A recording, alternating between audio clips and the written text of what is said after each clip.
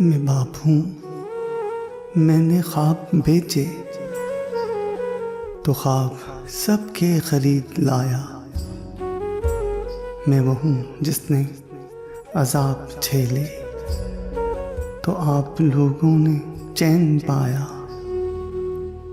मुझे जो बदले में मिल रहा है, सिला ये क्या है, इनाम क्या है, मेरा बताओ मकाम क्या है।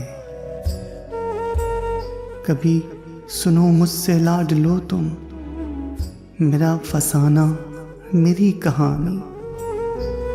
कभी तो पूछो कहाँ गई है मेरी वो रंगों भरी जवानी।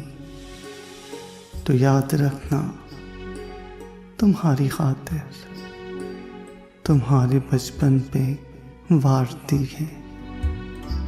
तुम्हें मैं पहले जवान कर लूं, ये करते करते गुजार दी है।